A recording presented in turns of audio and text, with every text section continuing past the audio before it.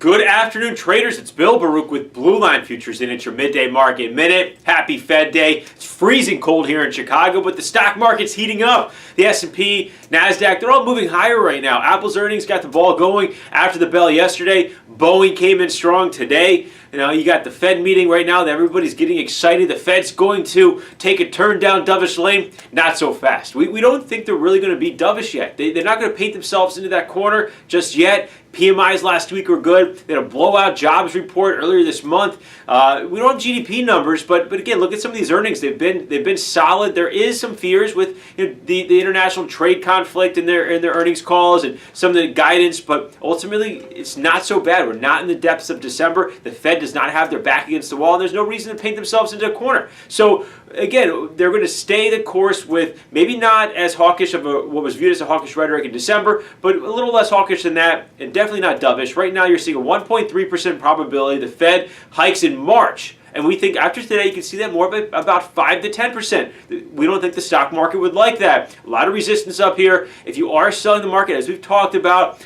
be prepared to see 2,700. That's a big resistance level, but we can see knee-jerk reactions higher. We've seen 30 to 50-point ranges almost daily in this market. So what's not to say that we can't see a move towards 2,700 before it ultimately fails? We're pushing through a major 3-star resistance. We're right at a major 3-star resistance. On the top end of it right now, a lot of resistance here. This goes back to Friday's close and a gap area that it's covering. So right now, watch where this market is. Be nimble. There's not a ton to do right here. Either you're positioning and waiting, or you're waiting to position after the Fed and react to what they say and how the market reacts and take a step in a direction of how you feel. We're here to help guide risk management on what you like and what we see here in this market. Give us a call. Don't hesitate to reach out to us. Now, just moving on quickly to crude oil, we did see not a very bullish report, but a less bearish report, which has been favorable for the market. You're seeing those imports come down drastically. Saudi Arabia said they're going to cut those imports. That's helped lift the market. The Venezuela sanctions are going to stop imports as well. So you're seeing this all kind of move crude oil up, but it's also a stronger risk environment right now. This risk sentiment is favorable. You got the U.S. and China trade talks underway. Then everybody thinks we could see good news from there. Hopium, but I don't want to go off on a tangent. I don't think we're going to see any news or any substance from China just quite yet, or maybe it may be a while before we do. So I think again there's a lot of hopium built into some substance there that we may not get.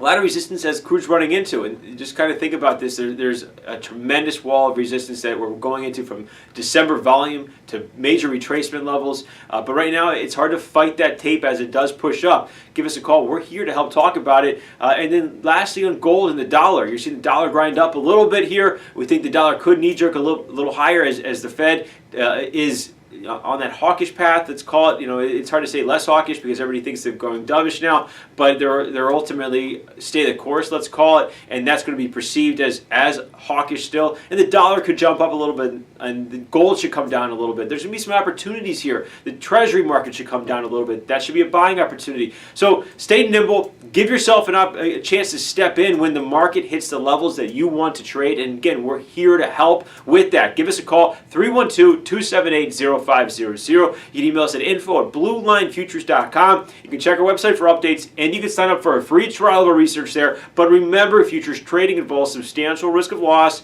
and is not suitable for all investors. Thank you.